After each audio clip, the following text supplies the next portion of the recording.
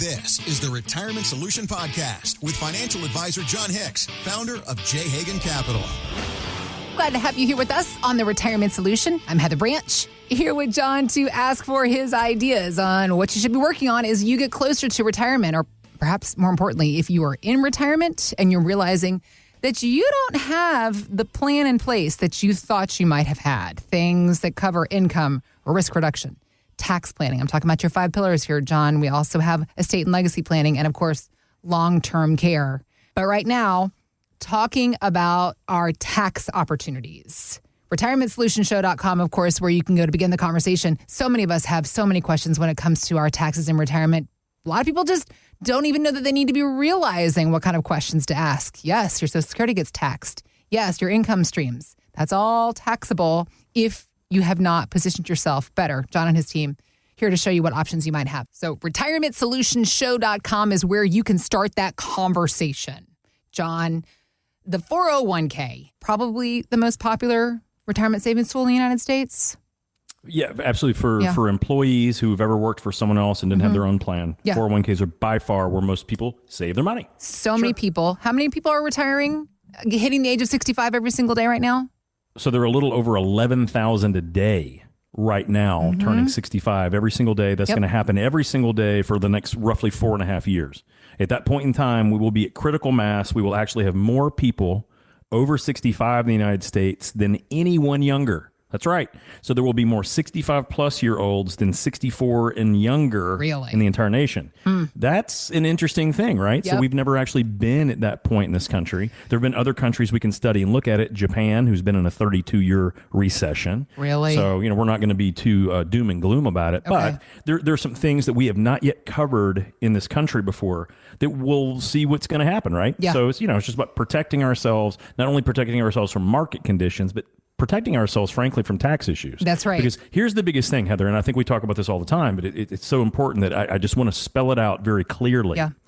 People that when they retire, they're not creating as much gross national product. They're not creating as much in the economy to create and sell, right? Okay. So because of that, we often see a little bit of a decrease in the economy. That's not a bad thing.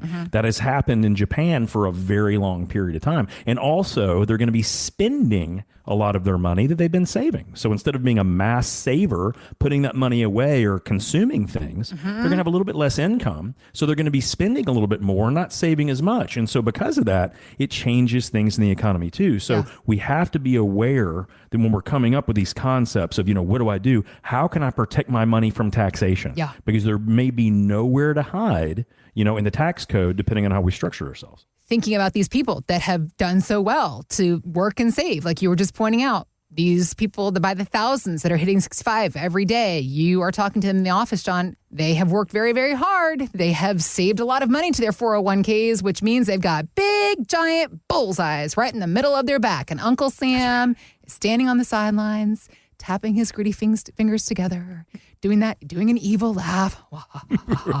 That one. That one. Yep. All of it. Yeah.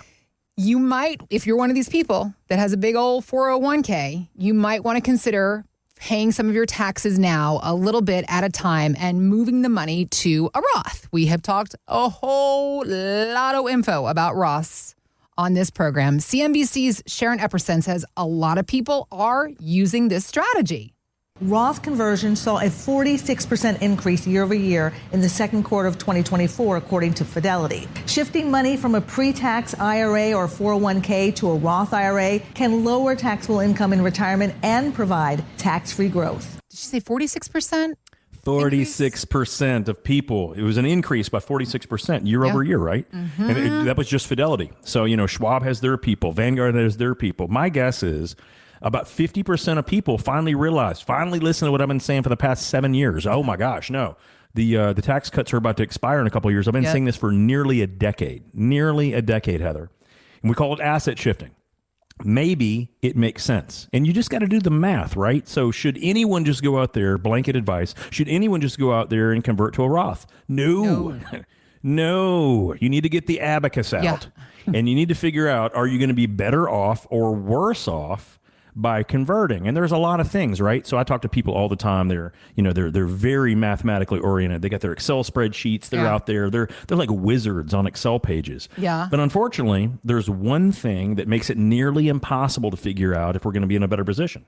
How long are we going to last?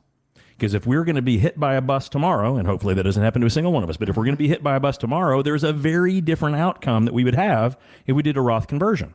Or if our spouse is tremendously younger. Some of it is better, some of it is worse, depending on conversion. So there's so much math that goes into it, but a lot of it's going to be how much longer might we be living? Okay. What assets are we converting? Are we converting 401ks, the growth portion, or the balanced portion, or the conservative portion? Yes, believe it or not, ladies and gentlemen, it makes a tremendous difference which assets you convert or what assets you have within the same your account. Oh, absolutely. Absolutely. Jeez. Without question. Yeah. So all of those things come into part of how we want to analyze these things. Okay. I've talked to people, as a matter of fact, last week, I talked to a gentleman. He thought he won the game until he heard the show. Actually, he heard the podcast. And he was like, John, I thought that I had done it. I say $14 million. And I thought I did everything right. I subscribed to low, inexpensive funds. Yeah. I made sure that I was growth oriented within my risk tolerance. Yeah. I do have a CPA, all these things. He goes, until somehow I've heard you say this several times, but it hit me right in the face, like a 2x4 right in the face. He said, you mentioned that I'm a sitting duck if I have the majority of my money. He goes, of the $14 million, I have $12.2 million in my IRAs and 401ks. Really? And he said, and it hit me, not just because he goes, I'm going to spend a good amount of income in retirement. Don't get me wrong. So those RMDs aren't a big deal. I'm going to blow some money. He goes, I saved up for a reason. I'm like, I love that. Yeah. Congratulations. He said, but when I was doing that, I realized my wife, who's 9 years younger, may have a completely different situation based on her tax bracket. And I'm like, aha, correct. It's not about always married filing jointly tax rates, or if you're a single filer, you're already in the more oppressive situation. Mm-hmm. So it really comes down to that math has to be, what assets do you have where? What do you expect them to grow by? How much of that are you expecting to spend? How much do you want to consume? I would much, much, much, much rather you have a lake house and be able to have the grandkids, send them to college, do whatever you want to do. I'd much rather you do that than just save money in taxes. Seriously. Okay. But at the same time, if you're not going to do all that, or you're already doing everything you want, why wouldn't you just go ahead and say, hey, John, I got the protection I need. I got the income I need. How much money can I save in taxes? Heather, this gentleman that had $14 million, I showed him that we're potentially going to save about $3.9 million doing the most simplistic portion of planning that we typically do. If at the age of 66, which he currently is, if he lasts to the normal life expectancy of a male, which is roughly 84 years old. Okay. And he said, I have longevity in the family. I could last longer. The longer he lives, potentially the higher those tax savings could be. Now, here's the amazing thing. In his situation, we looked at doing a little bit of a combination between Roth and doing institutional life insurance. And here's the craziest thing. Most people have a tremendous disdain against the word life insurance. They think something that, their grandparents had that was a ripoff, it wasn't a good investment. They should just buy term and invest the difference. All of that I 100% agree with if you're talking about retail life insurance. But if you're talking about someone that saved $5+ million, chances are you qualify for institutional life insurance, which is commissionless. It is no surrender charges. You can put your money in and get it out the very next day. Now, why anyone would do that, I don't understand, but you could put your money in and pull it out the very next day, because here's what the richest people in the world do, Heather. If you look at the Vanderbilts, the Rockefellers, Michael Dell, Bezos's family office, when you look at Ray Dalio's family office, the primary thing they own, other than the companies that they founded, is life insurance. Why? Because it is tax potentially, if you do it right, completely tax-free growth, and you can potentially pass it down 3 generations and pay 0 taxes on the exchange. Now, can you invest in the S&P 500? Sure. Can you invest in the NASDAQ? Sure. Could you invest in Microsoft, NVIDIA, Amazon? Sure. You can potentially invest in anything you want if you deal with an insurance company that allows you to do it. So amazingly enough, you can use a Roth conversion, but the problem with a Roth is, and let me give you the example, if you convert $100,000 and you're in the 30% tax bracket, when you convert that $100,000, you're only going to have $70,000 sitting in that Roth account. Does that make sense? Because you got to pay taxes. 'Cause you- you convert $100,000, you only get $70,000 left in that Roth. Right. By utilizing insurance, you convert $100,000. There's $70,000 of cash value, but you may have a $300,000 death benefit. So if anything happened to you, your heirs are not going to have just paid the taxes. They may have a considerable death benefit that's more than what you put in. And here's the bigger thing, completely tax-free. So there are so many different ways that we can mitigate taxes or eliminate or just reduce our tax rates that aren't just based on one Roth. Because here's my bigger problems, and this is why we started looking at the alternatives. What are the billionaires doing? What are the 100 millionaires doing? What are the people that just sold their businesses? What are the people that are rich? I mean, what do 5 million plus in asset people, what are they doing? Yep. They're not doing as many Roth conversions for two huge reasons. Number one, it's a political motivator.